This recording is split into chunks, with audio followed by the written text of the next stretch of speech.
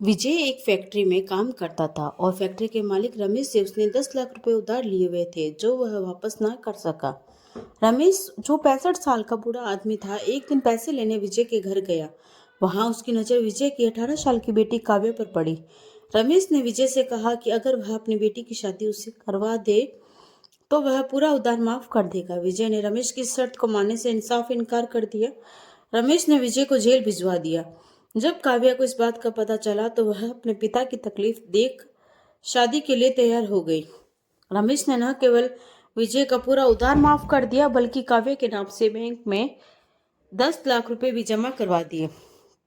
शादी के बाद जब रमेश काव्या को लेने गया तो रास्ते में भगवान की मर्जी कुछ और ही थी। विजय उस दिन भारी कदमों से घर में दाखिल हुआ।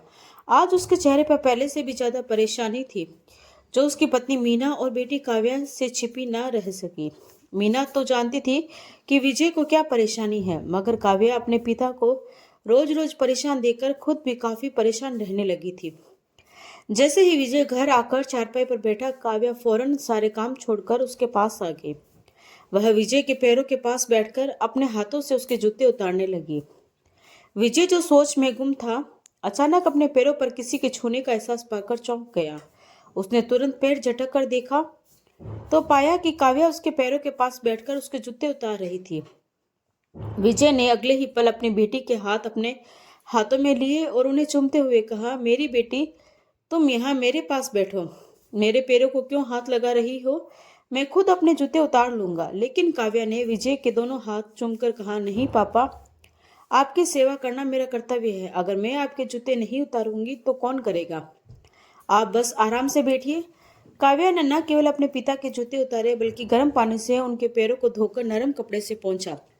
फिर वह उनके पास बैठ गई। अपनी बेटी की मोहब्बत देखकर विजय उसकी बलाई लेने लगा और दिल ही दिल में उसके अच्छे नसीब की प्रार्थना करता रहा। वह काव्या को देखकर एक एक पल के लिए अपने सारे दुख भूल जाया करता था, लेकिन काव्या अब भी अपनी बात भूली नहीं थी। वह विजय के पास बैठकर बोली, पापा, मैं कई दिनों से देख रही हूँ कि आप बहुत परेशान रहते हैं। आखिर ऐसी क्या बात है जो आपको इतना परेशान कर रही है? ना माँ कुछ बताती है और ना आप। क्या मैं आपकी प्यारी बेटी नहीं हूँ? या आप मुझे अब भी वही छोटी सी बच्ची समझते हैं जिसे आप अपनी बातें नहीं बता सकते? जब काव्या ने विजय का हाथ पकड़कर यह बात कही तो विजय थोड़े घबरा गए और बोले, नहीं बेटी, ऐसी कोई बात नहीं है। दरअसल मुझ पर 10 लाख का उधार चढ़ चुका है जिसे मुझे चुकाना है। 7 महीने बीत गए हैं लेकिन मैं 1 रुपया भी नहीं जोड़ पाया हूँ। बस यही सोचकर परेशान हूँ कि आखिर इतनी बड़ी रकम कैसे जुटाऊं। विजय अपनी पत्नी मीना और 2 बेटियों के साथ किराए के मकान में रहता था। शुरू से ही उनकी हालत अच्छी नहीं थी। पहले विजय मेहनत मजदूरी करता था, फिर उसकी नौकरी एक फैक्ट्री में लग गई। फैक्ट्री में वह निचली पोस्ट पर काम करता था और सैलरी बहुत कम थी।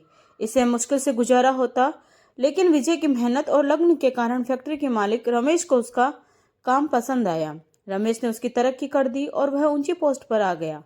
जब उसके पास पैसे आने लगे तो उसने एक फिजूल खर्ची से बचते हुए एक एक पैसा जमा करना शुरू किया। विजय ने मीना से कहा, हम इन पैसों को जमा करेंगे और भगवान ने चाहा तो अपना घर खरीदेंगे। इसी बीच उन्होंने एक मुनासिब प्लॉट खरीद लिया। जैसे जैसे पैसे इकट्ठे हुए उन्होंने वहां काम शुरू करवा दिया, लेकिन घर बनाने के लिए और पैसे चाहिए थे। रमेश, जो उम्र में काफी बड़ा और दिल का अच्छा इंसान था, विजय की मदद करने को तैयार हो गया। जब विजय ने अपने नए घर की बात रमेश से की तो रमेश ने खुशी खुशी 10 लाख रुपए निकालकर उसके हाथ में रख दिए। रमेश ने कहा, जाओ, इन पैसों से अपने घर का काम पूरा करो। जब तुम्हारे पास पैसे हो तो मुझे लौटा देना। विजय ने रमेश को दुआएं दी और घर बनवा लिया, लेकिन उधार चुकाना उसके लिए बहुत मुश्किल हो गया। 7 महीने में वह दोस्तों और रिश्तेदारों से लिए गए छोटे मोटे उधार ही चुका पाया। घर के खर्च और बेटियों की जरूरतें पूरी करना भी चुनौती बन गई। अब तो विजय रमेश के सामने जाने से भी डरता था। बड़ी बेटी काव्या 18 साल की थी जबकि छोटी बेटी अभी 3.5 साल की थी। विजय के मन में अपनी आर्थिक तंगी और परिवार की जिम्मेदारियों का भारी बोझ था।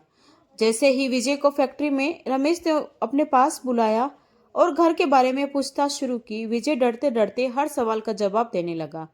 बातों के दौरान जब रमेश ने कहा, मेरा जो उधार तुमने लिया था उसे कब तक लौटाओगे, तो विजय के चेहरे का रंग उड़ गया। उसने धीमी आवाज में कहा, साहब मैं पैसे जोड़ रहा हूँ। महंगाई इतनी बढ़ गई है कि जैसे ही कुछ पैसे इकट्ठे करता हूँ, अगले महीने के खर्चों में वह खत्म हो जाते हैं।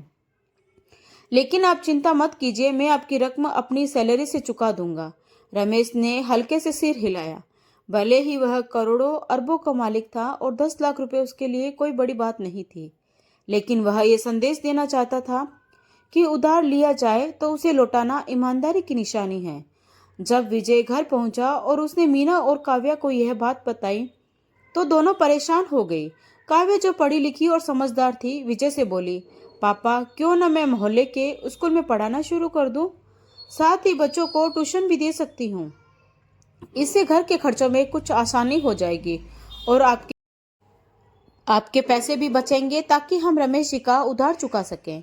विजय ने यह सुनते ही कहा, नहीं बेटी, मैं हूं ना, भला मेरे होते हुए तुम लोग क्यों कोई काम करोगे। विजय स्वाभिमानी इंसान थे और अपनी बेटियों से बहुत प्यार करता था। वह नहीं चाहता था कि मुसीबतें वह सहता है वह उनकी बेटियां भी सहे। लेकिन जब उसके घर की हालत देखे तो बड़ी मुश्किल से काव्या को नौकरी करने की अनुमति दे दी। काव्या खुश हो गई और अगले ही दिन इलाके के प्राइमरी स्कूल में बच्चों को पढ़ाना शुरू कर दिया। साथ ही शाम को वह पड़ोस के बच्चों को ट्यूशन भी देने लगी। वह हमेशा पूरे ढके हुए कपड़ों में घर से निकलती थी। एक दिन जब काव्या स्कूल से पढ़ाकर निकली तो रमेश अपनी बड़ी गाड़ी में उस स्कूल को डोनेशन देने के लिए आ रहा था। जैसे उसकी नजर काव्या पर पड़ी, वह कुछ पल के लिए ठिठक गया। उसकी आंखें काव्या पर टिक गई। उसने पहले कभी इतनी खूबसूरत लड़की नहीं देखी थी। काव्या को देखकर रमेश दिल में उसे अपना बनाने की सोचने लगा। लेकिन तभी स्कूल के इंचार्ज रमेश को देखकर बाहर आ गए और उन्हें अंदर ले गए। रमेश ने स्कूल को डोनेशन दिया, लेकिन जब वह बाहर आया तो काव्या वहां नहीं थी। इसके बावजूद रमेश ने हार नहीं मानी। जिस गली में उसने काव्या को जाते हुए देखा था, वह उसी ओर चला गया। वहां कई घर थे और रमेश समझ नहीं पा रहा था कि काव्या किस घर में गई। उसे याद आया कि विजय भी इसी गली में रहता है। अगले दिन रमेश ने अपनी जरूरी मीटिंग्स रद्द कर दी और फिर से उसी स्कूल के पास जाकर खड़ा हो गया। वह काव्या के बाहर निकलने का इंतजार करने लगा। कुछ देर बाद जब काव्या स्कूल से निकली तो रमेश ने उसका पीछा किया। काव्या एक गली में मुड़ी और फिर दाईं तरफ गई। रमेश अपनी गाड़ी लेकर पीछे गया, लेकिन गली इतनी संकरी थी कि उसकी बड़ी गाड़ी नहीं जा सकी। उसने गाड़ी वहीं छोड़ी और पैदल गली में गया। वहां भी कई घर थे और रमेश नहीं जान पाया कि काव्या किस घर में गई। रमेश को याद आया कि इसी गली में विजय का घर भी है। उसने सोचा कि काफी महीने बीत चुके हैं और विजय ने उधार लौटाने की बात तक नहीं की। यही सोचते हुए रमेश विजय के घर के बाहर पहुंच गया। विजय घर पर ही था। जब दरवाजे पर दस्तक हुई, उसने दरवाजा खोला तो सामने फैक्ट्री के मालिक रमेश को देखकर वह चौंक गया। रमेश का अचानक आना उसे बिल्कुल अचंभे में डाल गया। विजय के चेहरे पर आई घबराहट को देखकर रमेश का चेहरा और भी गंभीर हो गया। विजय ने तुरंत रमेश को अंदर आने का आग्रह किया और उसे घर के बाहरी कमरे में बिठाया। रमेश ने कमरे के चारों ओर नजर दौड़ा। यह घर ठीक ठाक तो था, लेकिन कई जगहों पर मरम्मत अधूरी थी।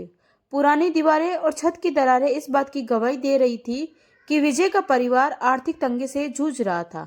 मरम्मत अधूरी होने का कारण भी यही था कि विजय के पास पैसे नहीं थे। विजय रमेश के लिए पानी लाया और बड़े ही अदब से उसके सामने बैठ गया। रमेश ने थोड़ी देर तक इधर उधर की बातें की, लेकिन फिर सीधे मुद्दे पर आकर बोला, विजय काफी वक्त हो चुका है, अब तो मेरे पैसे कब लौटाओगे। यह मत भूलो कि अगर मैंने ढील दी तो बाकी वर्कर्स भी समझेंगे कि लिया हुआ उधार वापस नहीं करना।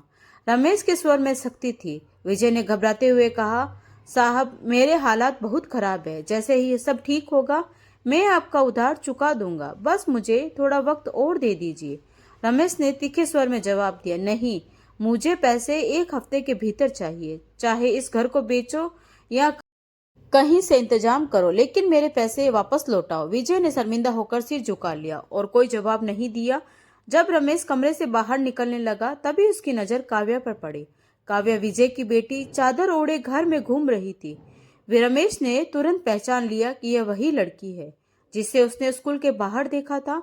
उसे एक झटका लगा कि यह विजय की बेटी है, लेकिन उसने कुछ नहीं कहा और वहां से चला गया। रात भर रमेश को नींद नहीं आई। वह इस बात पर विचार करता रहा कि इस स्थिति से अपने फायदे के लिए कैसे काम लिया जाए। अगले दिन उसने विजय को फोन किया। विजय काम पर नहीं गया था क्योंकि रमेश ने उसे पैसे लौटाने तक फैक्ट्री में आने से मना कर दिया था। लेकिन फोन पर रमेश का बर्ताव अचानक बदला हुआ था। उसने कहा, कल मैंने कुछ ज्यादा ही गुस्सा कर दिया। मुझे एहसास हुआ कि तुम गरीब आदमी हो। इतना बड़ा उधार एकदम से कैसे चुका सकते हो? कल से काम पर आ जाना। जितना वक्त चाहिए ले सकते हो। विजय ने राहत की सांस ली और तुरंत कहा, साहब मुझे 4-5 महीने का वक्त दे दीजिए, मैं आपकी एक एक पाई चुका दूंगा। रमेश कुछ देर चुप रहा, फिर बोला, अगर तुम चाहो तो मैं तुम्हारा उधार माफ कर सकता हूँ। विजय ने हैरानी से पूछा, साहब वो कैसे? रमेश ने सीधे तौर पर जवाब दिया, तुम्हारी बेटी काव्या से मेरी शादी करवा दो और बदले में मैं तुम्हारा सारा उधार माफ कर दूंगा। यह सुनकर विजय का दिल दहल गया। उसने गुस्से और हैरानी से कहा, साहब आपकी उम्र 60-65 साल है और मेरी बेटी सिर्फ 18 साल की है। यह रिश्ता कैसे संभव है? अगर आप अपने बेटे के लिए कहते तो बात समझ में आती। रमेश ने गुस्से में कहा, मैंने सीधे तरीके से शादी की बात की है। अगर तुम नहीं मानोगे तो मेरा उधार 1 हफ्ते में चुका दो। विजय ने कई दोस्तों और रिश्तेदारों से मदद मांगी, लेकिन कोई भी इतनी बड़ी रकम देने को तैयार नहीं था। हफ्ता पूरा होते ही पुलिस विजय को पकड़कर जेल ले गई। विजय की पत्नी मीना और बेटी काव्या को समझ नहीं आया कि यह सब क्यों हुआ। विजय जेल में था और परिवार पर संकट के बादल छा गए थे। काव्या के मामा जो पास ही रहते थे, रमेश से विनती करने पहुंचे। उन्होंने कहा, भाई साहब विजय को छोड़ दीजिए, वह अपने घर का इकलौता कमाने वाला है। आप जैसे बड़े आदमी के लिए यह रकम कोई मायने नहीं रखती। कृपया करके थोड़ी मोहलत दे दीजिए। लेकिन रमेश ने वही शर्त रखी। उसने कहा, अगर काव्या मुझसे शादी के लिए तैयार हो जाती है तो मैं सारा उधार माफ कर दूंगा और उसे 10 लाख रुपए भी दूंगा। मामा ने यह बात काव्या को बताई। मीना ने साफ मना कर दिया कि उसकी बेटी की जिंदगी ऐसे बर्बाद नहीं होगी। लेकिन काव्या ने गहरी सांस लेते हुए कहा, अगर मेरे पापा जेल से छूट सकते हैं और उनका कर्ज माफ हो सकता है तो मैं ये कुर्बानी देने के लिए तैयार हूँ। यह सुनकर मीना का दिल टूट गया, लेकिन काव्या अपने फैसले पर अडिग रही। अगले दिन रमेश शादी के लिए कुछ लोगों के साथ घर पहुंचा। काव्या ने शर्त रखी कि विदाई शादी के 3 महीने बात होगी। रमेश ने खुशी खुशी मान लिया। विजय को जेल से रिहा किया गया और उसने खामोशी से अपनी बेटी का कन्यादान किया। 3 महीने बाद जब रमेश बारात लेकर आया तो रास्ते में उसकी गाड़ी का भयानक एक्सीडेंट हो गया। गाड़ी इतनी बुरी तरह क्षतिग्रस्त हो चुकी थी कि रमेश को निकालने के लिए गाड़ी काटनी पड़ी। लेकिन तब तक रमेश की मौत हो चुकी थी। यह खबर सुनकर विजय के घर में सन्नाटा छा गया। लेकिन चूंकि काव्या अब रमेश की पत्नी थी, उसे रमेश की संपत्ति का हिस्सा मिला। यह हिस्सा करोड़ों का था, जिससे विजय और उसका परिवार मालामाल हो गया। विजय ने काव्या की शादी सोच समझकर एक अच्छे लड़के से कर दी। विजय हर दिन भगवान का धन्यवाद करता कि किस तरह भगवान ने उनकी जिंदगी बदल दी। भगवान की कृपा से उनका संकट न केवल समाप्त हुआ, बल्कि उनकी किस्मत भी बदल गई। तो दोस्तों, क्या अगर आप भी काव्या की जगह होते तो आप भी अपने पिता के लिए ऐसा बलिदान देते? कमेंट करके जरूर बताएं। दोस्तों, अगर आपको ये कहानी अच्छी लगी हो तो प्लीज़ लाइक, शेयर और सब्सक्राइब जरूर करें। तो मिलते हैं एक नई कहानी के साथ। धन्यवाद।